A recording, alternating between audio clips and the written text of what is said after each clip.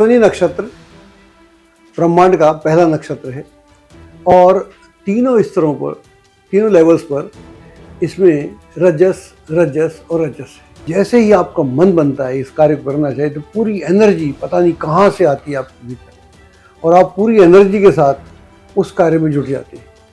आप बैठे हुए हैं, आपके मन में कोई विचार नहीं है, लेकिन सडनली इसको करना है। जैसे ही करना है तो पता नहीं कहाँ से तीव्रता आती है, इलेक्ट्रिक करंट दौड़ता है और फोर्स के साथ आप कूद जाते हैं, उपलब्धि प्राप्त होती है, वहाँ ईगो जागृत है। ये ड्रॉबैक भी है इस नक्षत्र। अपने नक्षत्र से जुड़ते हैं और उसके ऊपर आपको मेडिटेशन सिखाया जाता है तो आप धीरे धीरे पूरे ब्रह्मांड से या पूरे यूनिवर्स से जुड़ना प्रारंभ करते हैं। नमस्कार, मैं डॉक्टर अजय भांडी और आप सबका हमारी नई सीरीज जन्म नक्षत्र और आप में आपका स्वागत है। हमारा आज का पहला नक्षत्र है अश्विनी। अश्विनी की जो संरचना है उसके बारे में थोड़ा समझ लेते हैं। अश्विनी नक्षत्र आकाश में 3 सितारों से मिलकर बना हुआ है और अगर इन 3 सितारों को मिलाएं तो वहाँ से एक हमको हॉर्स या हॉर्स के मुख की भांति एक आकृति देखने को मिलती है, इसलिए इसका प्रतीक हॉर्स भी है। और ये आकाश में 0 डिग्री से लेकर 13.2 डिग्री तक फैला हुआ है। प्राइमोर्डियल एनर्जी या लेटेंट एनर्जी या आदिम एनर्जी इसको बोल सकते हैं, जो बहुत लंबे समय तक इनएक्टिव थी या लेटेंट थी, उसमें एक्शन नहीं था, सडनली उसमें एक्शन प्रकट हो जाता है और ऐसा एक्शन प्रकट होता है कि उसको दुनिया देखती रह गई, आज तक देखती रही। और इसको जरा हम आपसे समझने का प्रयास करें। आपका अगर नक्षत्र अश्विनी है या आपके किसी आसपास के व्यक्ति का नक्षत्र अश्विनी है और आप जानते हैं, तो आप देखेंगे कि जैसे मान लीजिए आप ही का है तो आप में आप किसी कार्य को देख रहे हैं और फिर आपका मन बन गया कि मुझे इस कार्य को करना चाहिए। जैसे ही आपका मन बनता है इस कार्य को करना चाहिए तो पूरी एनर्जी पता नहीं कहाँ से आती है आपके भीतर और आप पूरी एनर्जी के साथ उस कार्य में जुट जाते हैं। क्या परिणाम होगा इससे बिल्कुल बेखबर। लाभ हो हानि हो ये बात की बात है, तो ऐसा सोचा ही नहीं, क्योंकि यहाँ पर एक्शन प्रधान है, कर्म प्रधान है।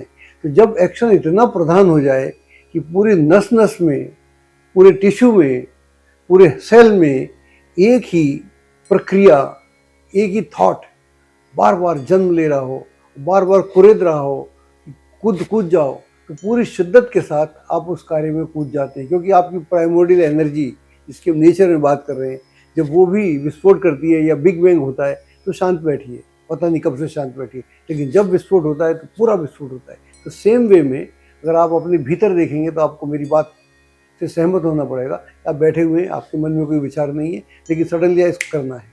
जैसे ही करना है तो पता नहीं कहाँ से तीव्रता आती है, इलेक्ट्रिक करंट दौड़ता है, उस फोर्स के साथ आप कूद जाते हैं। मान लीजिए वो कार्य हुआ, सफल या नहीं हुआ, इससे फर्क नहीं पड़ता।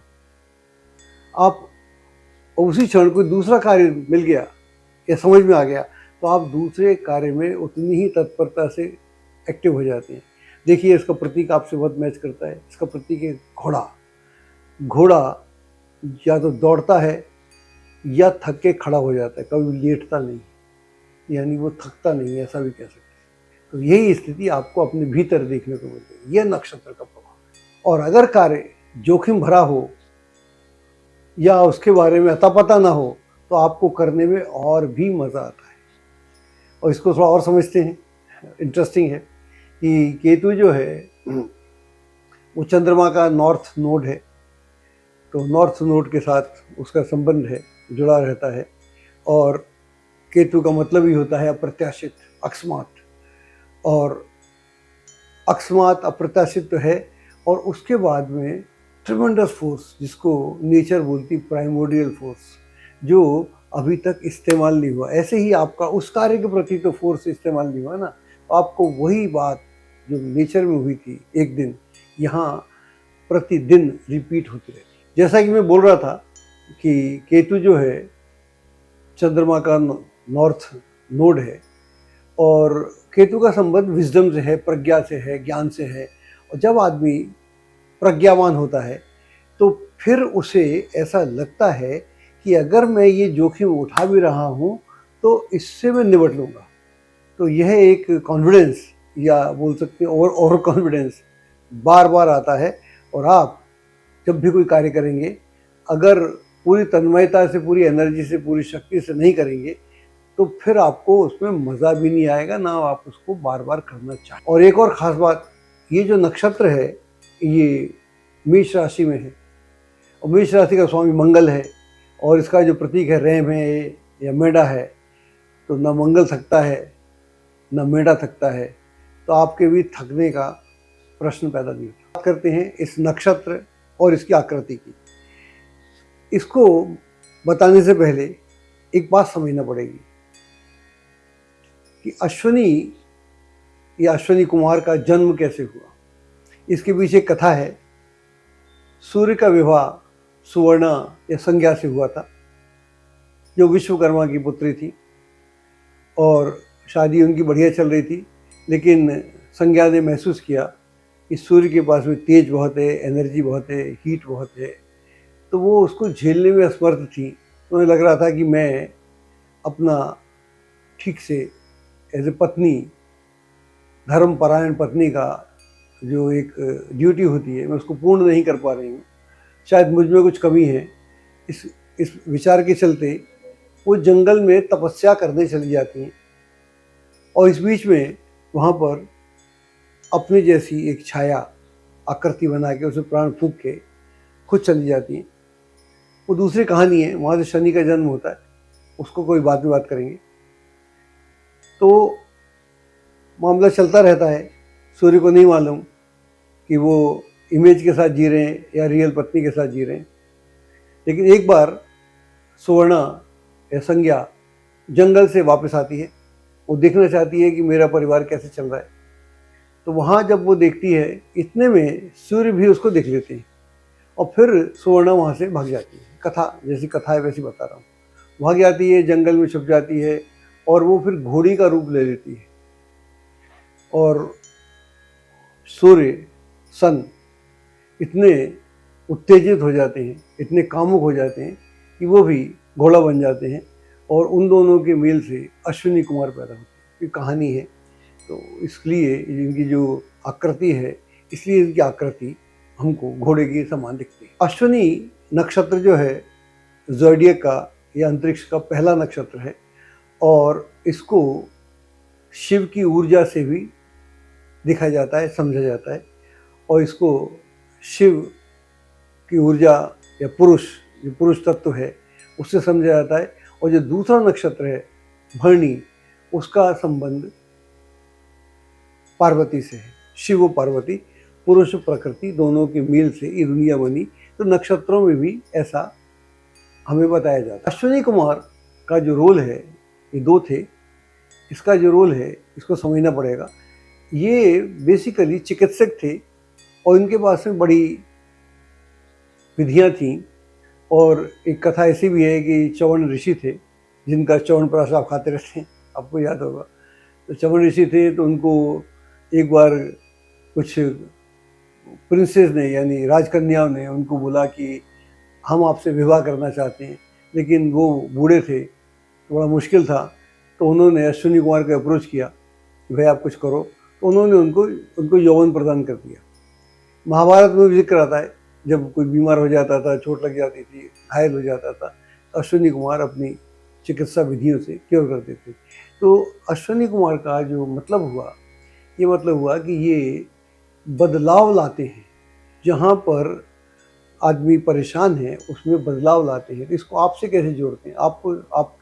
आपका प्रोफेशन क्या हो सकता है, और कैसे आप उसमें चमत्कार कर सकते हैं? अब मान लो डॉक्टर हो, इंजीनियर हो, आईएएस हो, या कोई टीचर हो, या अकाउंट्स में हो, ऐसा जहाँ कोई कार्य जहाँ आप लोगों को मदद कर सकें, not as a doctor, as an engineer. अगर मान लो आप किसी बिल्डिंग में काम कर रहे हैं या कंप्यूटर में काम कर रहे हैं, या आप कोई नई विधि निकालते हैं या नया प्रोग्राम बनाते हैं, तो वो भी आप बहुत सारे लोगों का मदद करते हैं, क्योंकि उस ज़माने में काम एक थे, आज काम अनेक हैं। तो जो भी ऐसा काम जहाँ पर आपकी उपयोगिता सिद्ध होती हो, और उसका जो आदमी फंसा हुआ है, चाहे वो कंप्यूटर में फंसा हो, चाहे बिल्डिंग बनाने फंसा हो, चाहे वो स्पेस में फंसा हो, चाहे वो गणित में फंसा हो, चाहे फिजिक्स में फंसा हो, ऐसा कोई भी, क्योंकि आपके पास प्रज्ञा है, ज्ञान है, विजडम है, तो विजडम का मतलब ये होता है ऐसा कोई प्रोफेशन जिसमें आप औरों को गाइड कर रहे हैं, गाइडेंस दे रहे हैं, या उनके संकटों से उनको निकाल रहे हैं, या उनकी मुश्किलों से निकाल रहे हैं, उन्हें कोई नया ज्ञान दे रहे हैं, आसान विधियां बता रहे हैं। ऐसे किसी भी कार्य में आप बहुत सफल हैं। इसका प्रमुख कारण ये भी है कि आप महसूस करें, इसका प्रमुख कारण ये भी है, आप महसूस करते हैं कि ये जो व्यक्ति है ये बेचारा परेशान है, ये दुख में है, पीड़ा में है। इसकी पीड़ा मानसिक भी हो सकती है, शारीरिक भी हो सकती है, या और भी कोई साइकोलॉजिकल भी हो सकती है। तो उससे मैं इसको कैसे मुक्ति दिलवाऊं, क्योंकि मेरे पास में एक प्रज्ञा है, एक विजडम है, एक इंट्यूशन है, या इंट्यूटिव विजडम है, मैं इसकी मदद कर सकता हूं। ऐसा कोई भी कार्य आप करेंगे तो उसमें आपको बहुत सफलता पाएंगे। अब हम बात कर रहे हैं इस नक्षत्र के गुण और प्रेरक शक्ति की।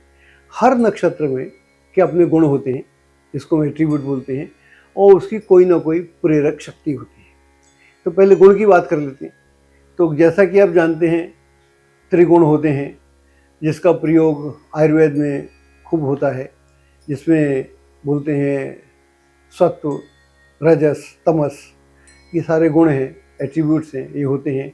और आयुर्वेद में ऐसा बोलते हैं कि वात, पित्त और कफ, इसका संबंध हमारी नाड़ियों से रहता है, कि आप में वात है, पित्त है, कफ है। इसका मतलब कौन सा रोग है और किसका असंतुलन है, उस हिसाब से आपकी जीवन को रोगों से मुक्त किया जाता है। यह एक कार्य एक आयुर्वेदाचार्य का है। ठीक उसी तरह से ज्योतिष में भी इन त्रिगुणों का अलग तरह से प्रयोग होता है। यहाँ प्रयोग इस प्रकार से होता है कि हर राशि के पास, और ख़ास तौर से हर नक्षत्र के पास, एक अपने गुणों का विन्यास होता है। और इसके जो गुण हैं वो 3 ही होते हैं, लेकिन अलग अलग नक्षत्रों में अलग अलग प्रकार का होता है। यहाँ जो नक्षत्र है उसका जो गुण है वो है रजस, रजस और रजस, एक्शन, एक्शन, एक्शन। तो इसका मतलब ये हुआ कि आपके पास में एक्शन है, और आप उस एक्शन को करना चाहते हैं, और आपका जो ऑब्जेक्ट है वो धर्म है। इसको समझना पड़ेगा। आप जो क्रिया कर रहे हैं, एक्शन कर रहे हैं, जो भी कार्य कर रहे हैं, उसको आप इस ऊंचाई पर लेके जाना चाहते हैं कि जहाँ पर वो धर्म हो जाए, यानी लोगों का कल्याण का हो जाए। इस भावना के साथ आप किसी भी कार्य में पूरी ऊर्जा के साथ, पूरी शक्ति के साथ जुड़ जाते हैं, ताकि आपका कार्य आपको तो लाभ दे, सो दे, औरों को भी लाभ दे, और लोग भी महसूस करें कि वाह क्या आदमी है। अश्विनी नक्षत्र ब्रह्मांड का पहला नक्षत्र है, और तीनों स्तरों पर, तीनों लेवल्स पर इसमें रजस, रजस और रजस है, यानी एक्शन, एक्शन, एक्शन की प्रमुखता है। यहाँ पर ये जो नक्षत्र है एक्शन प्रधान नक्षत्र है। प्राकृतिक रूप से जब हम त्रिगुणों की बात करते हैं तो उनकी जो तालिका है वो इस प्रकार से है: सत्व, रजस, तमस। लेकिन नक्षत्रों का विन्यास जो एकदम अलग है, इसमें हर नक्षत्र अलग अलग प्रकार से हैं, और जो पहला नक्षत्र होने के कारण इसमें तीनों ही स्तरों पर 3 लेवल होते हैं, सत्व, रजस, तमस। तो उसमें तीनों स्तर पर ये यहाँ एक्शन की प्रमुखता है, एक्शन प्रधान है, और यहाँ पर एक्शन के अलावा कुछ नहीं। ज्योतिष के अनुसार इस ब्रह्मांड की शुरुआत जो होती है वो, उसका जो बिंदु है वो है अश्विनी, जहाँ पर एक्शन, एक्शन, एक्शन है। और यहाँ पर जो इसका नक्षत्र का लॉर्ड है वो है धर्म। तो यह जो कार्य है शुभता के लिए हो रहा है। ब्रह्मांड की शुरुआत शुभता के लिए हो रही है, लेकिन अप्रत्याशित भी है। इसमें प्रत्याशित कुछ नहीं है। तो यहाँ पर दूसरा मंगल भी है, मेष राशि में घटना हो रही है, मंगल स्वामी है, यहाँ पर आगे सूर्य भी उच्च का हो जाता है। तो ये एक ऐसा पॉइंट है जहाँ पर सारी गतिविधियाँ अपने पुरजोर पर हैं, इसलिए वहाँ पर जो इस दुनिया की शुरुआत होती है, या जिसको साइंस बिग बैंग बोलती है। आपके नक्षत्र की जो महानता है वो ये है कि उसमें एक्शन एक्शन एक्शन, तीनों स्तर पर एक्शन है। इसका मतलब ये हुआ कि बॉडी के लेवल पर, मन के लेवल पर और बुद्धि के लेवल पर एक्शन है। और इसको आगे बोले तो जब एक्शन आपके सवार होता है, कोई क्रिया सवार होती है, कार्य करने की इच्छा प्रबल होती है, तो एक एक नस में, एक एक सेल में, एक एक टिश्यू में वो एक एनर्जी आती है कि अब मेरे को ये कार्य करके एक ऐसे लेवल पे अपने कार्य को लेके जाना है कि जहाँ पर कार्य से भी मेरी मुक्ति हो जाए, कार्य से भी मोक्ष प्रदान हो जाए, या मेरा कार्य धार्मिक हो जाए। या मेरा कार्य धार्मिक से यहाँ तात्पर्य ये है कि ऐसा कार्य मैं करूँ जिससे सबको लाभ हो, मेरे आसपास जो भी है समाज का लाभ हो और मेरे को भी कहीं अच्छा लगे। तो जब इतना एक्शन आदमी करना चाहेगा तो वहाँ पर उसमें अगर अहम ना हो, ईगो ना हो, तो एक्शन करेगा नहीं। जो आदमी डल बैठा हुआ है, इसलिए डल बैठा हुआ है कि उसमें अब कुछ करने की इच्छा नहीं है। वो कोई भी कार्यरत नहीं होना चाहता, डल हो गया, निढाल हो गया। तो निढाल आदमी, गिरा हुआ आदमी एक्शन नहीं करता है। और जो सत्व को पहुंच गया उसको एक्शन की जरूरत नहीं, एक्शन करना क्या है, हो तो रहा है सब कुछ। लेकिन यहाँ स्थिति अलग है। यहाँ पर आपको सिद्ध करना है कि मैं कर सकता हूँ। कोई भी कार्य, कोई भी पंगा, कोई भी अच्छा बुरा, रिजल्ट तो बाद की बात है, रिजल्ट राम जाने, लेकिन आपकी जो प्रवृत्ति है मैं उसकी बात करता हूँ। आपकी जो भीतर जो आप एक संघर्ष चलता है कि मुझे कार्य करना है, पूरी ईमानदारी के साथ करना है, मैं इस कार्य को इतना ऊपर लेके जाऊंगा कि वहाँ मेरा अहम खत्म हो जाए और सिर्फ कार्य हो जाए। लेकिन इस पूरे प्रोसेस में क्या होता है, अपने भीतर झांकिएगा तो आपको मेरी बात समझ में आना शुरू हो जाएगी। जैसे ही कार्य संपन्न होता है, उपलब्धि प्राप्त होती है, वहाँ ईगो जागृत है। ये ड्रॉबैक भी है इस नक्षत्र का, ये ड्रॉबैक भी है। वहाँ अहम जागृत हो जाए कि मैंने किया, मैं कर सकता हूँ। जैसे ही वहाँ मैं करता है आदमी, तो उसका फिर पतन हो जाता है, वो डलनेस में चले जाता है, तमस में चले जाता है, अपने ही तमस में चला जाता है। तो जो धर्म के लिए कार्य कर रहा था वो ना होकर उसमें उलझता जाता है। ये प्रोसेस है। जैसे ही तमस या डलनेस या इनर्शिया की स्थिति पैदा होती है, तो वहाँ पर ईगो निढाल हो जाता है, थक जाता है। लेकिन इस नक्षत्र का व्यक्ति वहाँ नहीं मानता, वो किसी दूसरे कार्य में उसी जोर से, उसी इच्छा के साथ फिर कूद जाता है और अपने ही हानि लाभ के प्रोसेस में फंस जाता है। तो यहाँ पर इससे कैसे निकला जाए, इसकी हम आपको विधि भी बताएंगे, क्योंकि आप अपने ही जाल में फंसे हुए हैं। हर आदमी अपने जाल में फंसा हुआ है, और हर आदमी, नक्षत्र ये बताता है कि आपके जाल में फंसने का प्रोसेस क्या है, प्रक्रिया क्या है। फंसा तो मैं भी हूँ, मेरे को अपने, अगर मेरे को प्रोसेस समझ में आ जाए किस तरह से फंसता हूँ, तो मैं उससे निकलने का मार्ग भी ढूंढ सकता हूँ। तो मैं आपको मार्ग भी बताऊँ। पहले आपके नक्षत्रिक गुण और आपके व्यक्तित्व को जानने का प्रयास करते हैं। यहाँ पर कुछ चीज़ें हैं, क्योंकि ये घटना घट रही है केतु में, अश्वनी में, अश्वनी नक्षत्र है, केतु इसका लॉर्ड है और मंगल राशि है। तो 3 जगह घटना घट रही है, और हॉर्स की तो मैंने बात पहली कर ली। जब 3 जगह घटना घटेगी तो इसका मतलब है यहाँ पर एक जीविका है, यहाँ पर एक फोर्स है, अनडाइंग स्पिरिट है, अनडाइंग फोर्स है, जो आपको हर दिन, हर क्षण कुछ नया करने को प्रेरित करता है। और उसके लिए आप पूरी ईमानदारी के साथ, ऐसा नहीं, पूरी ईमानदारी के साथ, बिना कॉन्सिक्वेंसेस जाने, रिजल्ट क्या होगा, परिणाम की चिंता नहीं यहाँ पर, बिना उसके जाने, और आपको कहीं भरोसा रहता है कि मेरे पास में एक इंट्यूटिव विजडम भी है, मेरा इंट्यूशन भी काम करता है। तो अगर मैं इस कार्य को इस तरीके से ना करके इस तरीके से कर दूं, वैसे करके वैसे कर दूं, ऐसा, आपका सोचना भी बहुत हद तक ठीक होता है।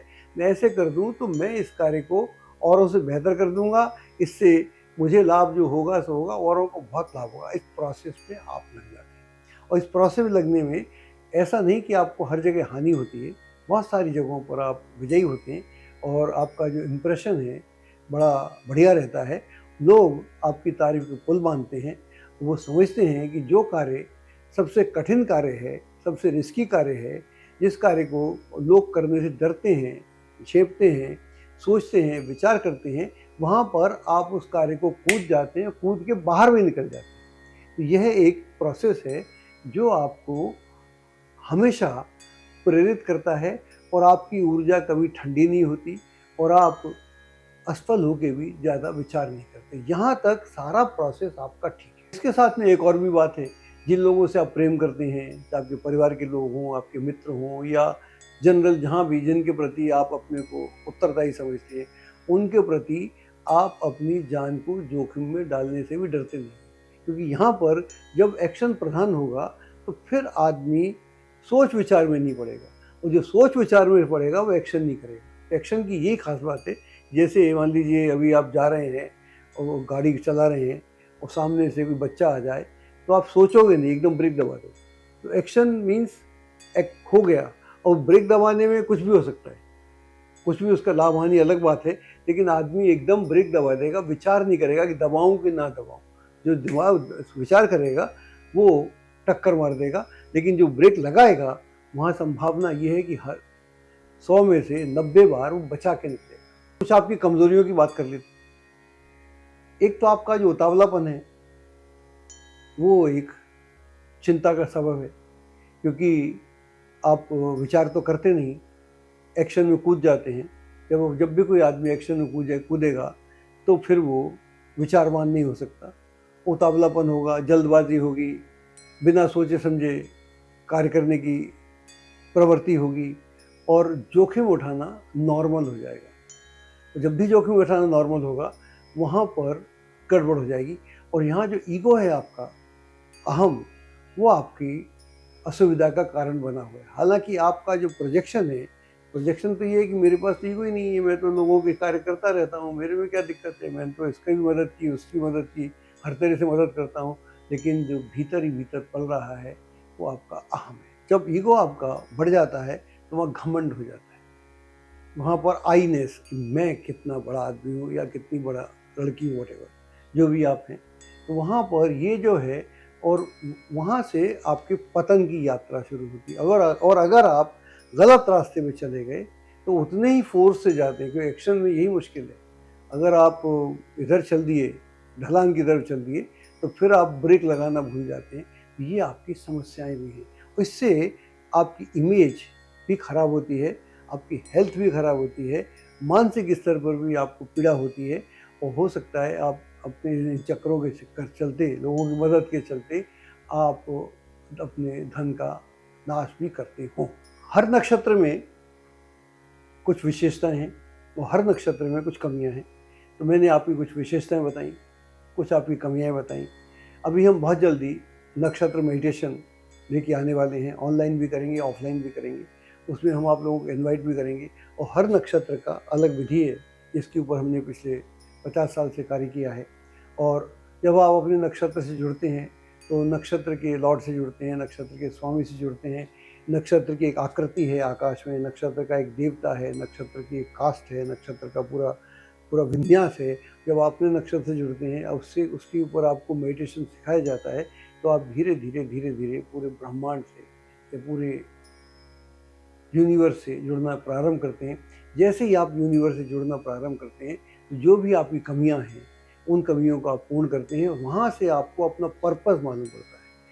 कई बार जो आप कार्य कर रहे हैं उसमें आपको अपना पर्पस भी नहीं मालूम, मेरा उद्देश्य क्या है, मैं आया क्या करने था, मैं काम करता हूँ। वो तो जो नक्षत्र से तात्पर्य ये हुआ कि एक ऐसा फोर्स, इनविजिबल इनर फोर्स, जो आँख बंद करा के कार्य कराता है।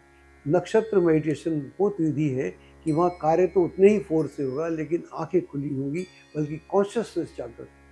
तो आपकी जो इनर आइज हैं, जो आध्यात्मिक आइज हैं, उनको खोलने की प्रक्रिया है। और ये विधि को हम बहुत जल्दी सबके लिए, सब नक्षत्रों के लिए और कॉमन, इसको बहुत जल्दी करेंगे, रिट्रीट भी करेंगे। उसमें हम आपको बताएंगे कि आप अपने गुणों को कैसे बढ़ा सकते हैं और जो आपकी नेगेटिविटी है उसे कैसे कम कर सकते हैं। नक्षत्र का जो अर्थ है वो तो आप सब जानते हैं। नक्षत्र का सीधा सा अर्थ होता है जिसका क्षय ना हो, उसको नक्षत्र बोलते हैं। और आकाश में जो नक्षत्र हैं कुछ है ही नहीं होते, और जैसे हैं वैसे ही हजारों सालों से हैं, लाखों सालों से हैं, ऐसे ही रहने वाले हैं। एक और नक्षत्र का बड़ा भारी वैदिक अर्थ होता है जिसका हम प्रयोग करते हैं, नाधंत्रा, नक्ष धंत्रा।